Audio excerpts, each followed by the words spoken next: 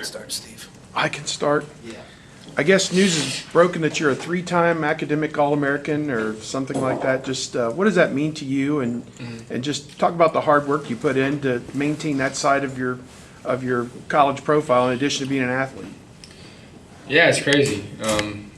As we got here as a freshman, that was one of the goals we set. As for myself and my advisors here and Coach Mata himself, that was one thing that we were hoping that we could get accomplished. And it's crazy to think that this is the third time it's been able to happen. So, I have the easy job with taking the classes, but there's a lot of guys that help me out, and they stay on top of you here. So, just gotta give a lot of credit to all the advisors that are here with me, helping me out, and Coach Mata, he loves the academic side of things, So he thinks there's a big tie between academics and being on the floor. So. That encourages us to do well in the classroom, and then usually you play a little better when things are going well in the classroom. As a follow-up to that, just when are you on track to graduate? What would be the next step? I mean, obviously you want to play basketball, I presume, as long as you can, but Coach Modest said he would let you operate on him if that day ever came. I mean, just what does the future hold? What are you hoping to go into if it is basketball, if it's not? Yeah, well, I'm on pace to graduate after this semester, so I'm in my last 2 classes, and then I'm currently in an internship too, so finishing that out, and it's not too bad. And then after that, it's a whirlwind of things. There's a lot of opportunities that could happen in a lot of scenarios. So instead of I've thought about it a lot, and whatever happens, I'm going to be excited about it. So whether it's something with basketball or my education continues. It doesn't matter. Just hopefully, I'm smart enough to choose the right one. And when the dust settles at the end of the year and we have some time to sit down and really reflect on what's ahead of us, then we'll make a decision. Kind of along those lines, I mean, you have basketball, you have school, you have your You extracurricular gonna use stuff, it? you've maintained a fiance. Use it. How do you balance? Toughest one. How have you balanced everything that's going on in your life in these past 4 years? I think a couple of the biggest things is the people that I've surrounded myself with and that have surrounded me, whether it's my family or the people that I live with. It's really tough to go through things alone, whether if you're having success, even if that's happening, or if you're going through some struggles.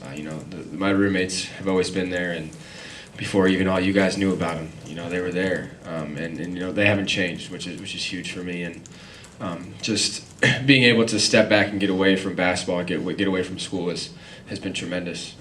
My faith in God has helped a lot as well, just to keep things into perspective and things. And obviously Amber she's been there for a while, so she's seen the good and she's seen the bad, so she can kind of cut through it all and keep everything on a level playing field. I'll ask you a basketball question too. What do you remember about the Minnesota game a month ago, and what have you kind of seen from the Gophers since then? They were tougher than us in that game. They out-rebounded us by 15 or whatever, and they shot about 50%. We shot like 35. So you're not going to win very many basketball games playing that way. We were pretty close at halftime, and the stats were pretty similar to that, but we just couldn't overcome it. I know we turn the ball over way too much. That's kind of their calling card. They rely on steals and transition baskets. So I also think we're definitely a different basketball team. Just watching film and from offensive execution to defensive rotations, I think we're definitely a better team. But we need to do it again tomorrow. Obviously, they continue to get better, and they want to come in here, and they're fighting for positioning too. So. It's going to be a big game. It's going to be a tough game. It's going to be a battle. So hopefully, we're ready to go. Aaron, how much more comfortable are you in a game where you've already seen that opponent, as opposed to where it's one where it's the first time you've played them? In the league, it depends. If they have new players, like Minnesota has a few new players, it's always good to get a game under your belt and kind of you can watch them on tape as much as you want, but until you're actually playing against them. You don't really get a great grasp on what they like to do. Having one game kind of helps you a little bit in that regard, but teams change daily when it comes to the league, and whether it's from practice to game. So it's good to have that kind of background information, that feel, but you have to do it all again in the new game because things have changed, and like I said, we've changed, and I know they have. So. Last time I crunched the numbers, you were statistically significantly better the second time you played an opponent than the first time. Is that related to what we were talking about earlier, that smarts help on the court? I hope they do. I've relied on them quite a bit since I've been playing the game. So I don't know if there's a ton of carryover from the first game to the second game, but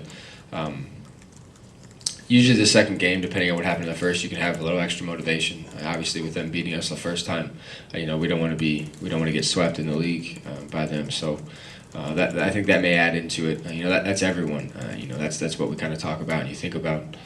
You never want to lose twice to the same team throughout the league.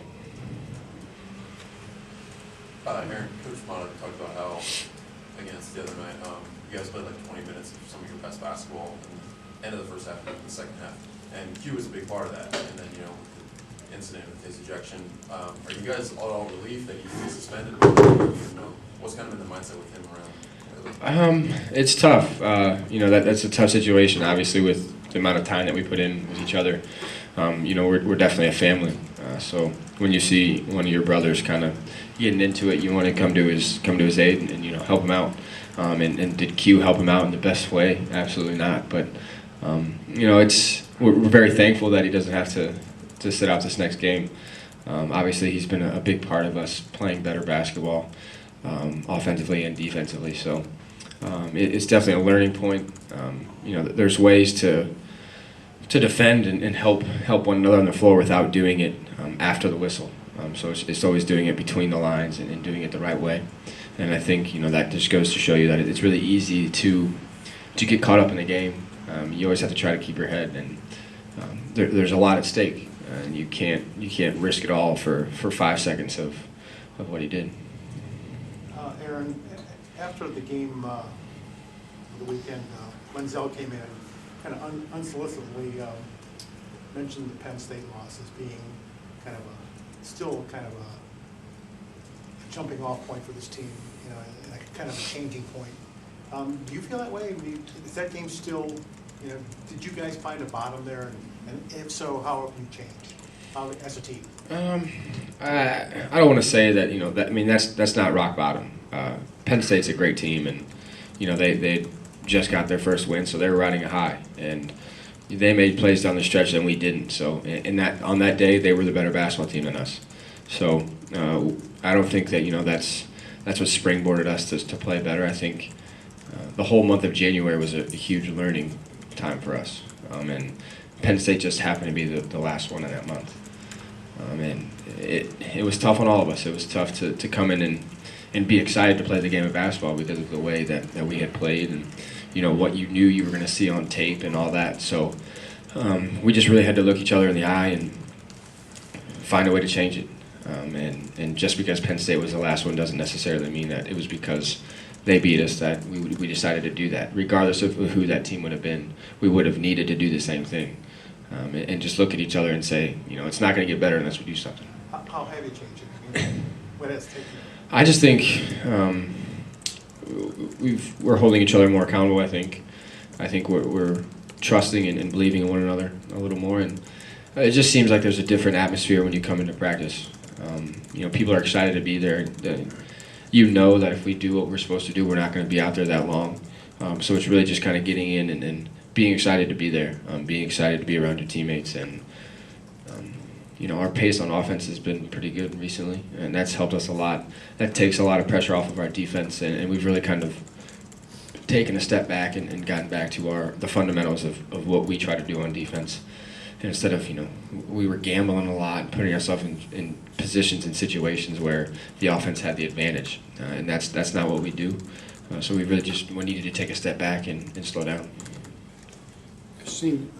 There seems to be a general opinion out there from the people that watch you guys play now, and Thad's even mentioned that LaQuinton's defense has gotten a lot better lately, and I wondered how that has affected, like you just said.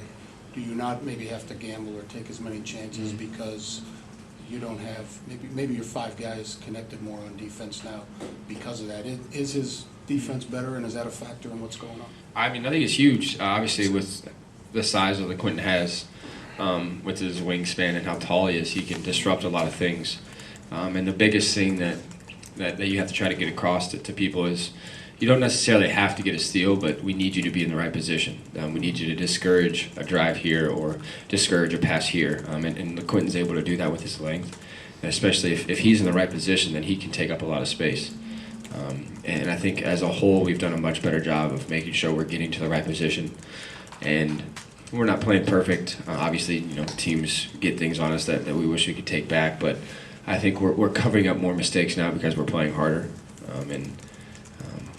If a guy gets out of position, we're not pointing fingers and we're not just expecting them that they messed up, so they should try to fix it. I think we're picking each other up, and that's what we need to continue to do as we head into this final stretch in the season.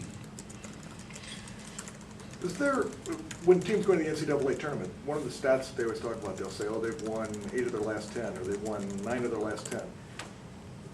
Do you think, how much is there to that, building up momentum going into postseason, whether it's the Big Ten or the NCAA? It can be huge. I mean, it could be a big factor. Obviously, playing with a lot of confidence helps a lot, but, I mean, you see what Michigan did last year. They lost, lost one, won one, then lost one again, and what they were able to do in the tournament. So I think it just depends on the guys you have on your team. Hopefully you have a tough enough group of guys that can play their best basketball when they need to, regardless of the games that happened before. But it always helps, having a couple wins under your belt going into it. But if you need the motivation of a loss to go into it, then so be it. Is that something that you guys have talked about, just about building a momentum, trying to get a little something on a roll? I think we've done a pretty good job of putting the what it goes on in the Big Ten tournament, the NCAA tournament, out of our reach. We can't do much about that. So, but just stringing together some wins, yeah. I guess, to make it feel as if you're on. I mean, obviously, we want to win every game. So if they happen to come in a streak right now, then that's fantastic. And I think over the years since I've been here, we've done a pretty good job of doing that. But our motivation isn't to string a few together. Our motivation is to win every game, one game at a time, and just try to win that one and move on to the next one and just figure out what we have to do. I just wondered if you had been following at all what's going on in Chicago with Northwestern quarterback Kane Coulter and NLRB hearings about unionizing student athletes. If you have any thoughts on that, if you think it's a good idea, bad idea? I don't know. I know very little about it. I obviously know about it and have read about it a little bit, but I don't think I have enough information to make a call on it. It's interesting to see, him trying to make a stand, especially at a place like Northwestern, and who he is and how he's kind of known throughout the country. But I mean, the reason I asked you is because, like we talked earlier about all the demands that you have on your time. Do you ever think that the demands of playing basketball and athletics and everything you have to do to get ready for competition mentally and physically, do you ever think it's too much? If that thought ever crosses my mind, it leaves when you get to put on the jersey and play in front of 18,000 people at a home game and go on the road and be in Illinois on a Thursday night and be back in Columbus that same day. It's we get to experience a lot of things that a lot of people don't, and because of that we have to go through and discipline ourselves in ways that other people don't have to. So obviously there are days where you question how hard and how much time you're putting into it, but we also get to experience and have memories that a lot of people don't get. So is it right or wrong? I don't know. I'm just here to play basketball, and I've loved every minute of it, and I'm going to try to finish it out the same way. Thank you. And there's been a lot of talk this year about your guys shooting and when you guys aren't shooting the ball that well, but I think you're first defensively in opponents' three-point field goal percentage and how you guys defend the three. Why are you guys doing that so effectively this year and not allowing teams to beat you from outside? Oh, I didn't know that stat. So I don't know. I think we have a lot of guys that have a lot of length that can cover a lot of ground. And I think one of the biggest things that coach tries to emphasize is doing, being able to do two things. So if you have to tag on a roll, you have to be able to tag and get back out to your guy. Or being in the gap, you have to be able to be there, stop the drive, and close out to your man. So it's the second and third effort plays that I think try to minimize the amount of wide open threes. And the percentage drops drastically from a contested shot to a non-contested shot. So even if you can't get there, just trying to contest it and trying to find a way to rebound the ball, because the long shots lead to long rebounds, and that's when you get in scramble situations where people get open. And we know, everybody sees games sometimes, and you guys have been in them, where maybe one team starts hitting shots and then the other team starts hitting, and you get a real flow to the game, and you're going back and forth. What's it like in a game where everybody's having trouble shooting? Is that harder to play? Is it great to play, to think, oh man, we're making it so hard for them to score, or is it sometimes difficult if both teams are having trouble putting it in the basket? It can go either way. Obviously, you feel pretty good about the way your defense is playing, but that means very little if you can't find a way to put the ball in the basket. So it can be frustrating at times, and I think the worst thing that you can do is put pressure on yourself. You're like, oh man, we've missed 4 in a row, we've missed 5 in a row. I'm not going to take this shot now because we've missed 5 in a row. You get a little tense, but just trying to stay relaxed. I think that happens a lot. Good players and great players are able to play themselves out of that. And I think a couple of times this year we've been able to do it. All it takes is one guy to make a shot, and then everyone kind of exhales and gets back to playing, relaxed. But there are times where we haven't been able to play ourselves out of that, and that's when we put a lot of pressure on our defense, and the first person to make a shot ends up finding a way to get them on top. Aaron, the number of steals that Minnesota has recorded this year suggests that they're very aggressive on defense. How aggressive are they? Obviously, with a new coach, with his background, that's what they need and that's what they want to do. So, always having a guy up pressuring full court, whether it's in zone or in man, that wears on you throughout the game. So it's a big mental challenge to try to stay focused and understand, they're going to be there every possession. So don't expect to turn around and not see somebody next to you. And at the same time, I think the first game, yeah, they had some steals where they had great defense, but I also think there were a few that were on us. We errant passes, driving places we shouldn't have gone, and stuff that we should know from a scouting report that we can't do against Minnesota. So it's hit or miss, in the games that they win, and they obviously turn the other team over a lot more, and when they don't, if the team's able to take care of the ball, it helps out a lot. Just sort of an off-topic question. There's only one undefeated team left in college basketball right now, and we lost to them last year. Yeah. I think maybe from the outside at least, when you guys lost to Wichita State last year, they're a smaller conference team. People thought, oh, I can't believe Ohio State lost to Wichita State. Well, I don't know. What do you think now that Wichita State's undefeated and is playing like this and getting all this national recognition? Maybe you guys learned it before anybody how good that program is. It's not a moral victory if that's what you're hinting It's at. a backwards moral victory. It doesn't feel any better that they beat us now that they're having this success. I think going into the game last year, it was very easy to see how great of a team they were. And they lost 2 guys that played a pretty prominent role and played great against us, and they just picked up where they left off. It's very easy to see why they're successful. They play for each other and they play with a cause, and that's what it takes. And they've been down, they found a way to fall back, and that's what they do. They have guys that are experienced and have been in big games. Played in the Final Four. Wouldn't expect anything less. About a backwards victory that you beat Arizona last year and they did so good this year? No, there's very little carryover. Obviously, you would think we're probably different than people would have expected us to be based off of what happened last year and who we have coming back. So every year is different. Every team is different. So there aren't too many. You don't look back and think, oh man, that was great. We did a good job last year, because that doesn't put the ball in the basket, and that doesn't stop anyone this year. Aaron, did you see any intensity of the Michigan State game last night? Yeah, they were draining threes like nobody's Yeah, business. they had 14 made baskets in the first half, 13 of them were threes. As a guy that, yeah, it's pretty incredible. As a guy that prides himself on defense, if you see a game like that, what runs through your mind? I mean, I get excited. I like seeing offense too. So, obviously, yeah, they hit big shots against us from the three-point line, and it's frustrating when you're in it. But if you can step back and watch it as a spectator, like you can, watch it on TV, it's always exciting to see people, putting the ball in the basket and making shots. It was an uncharacteristically high-scoring game at halftime. 49-42.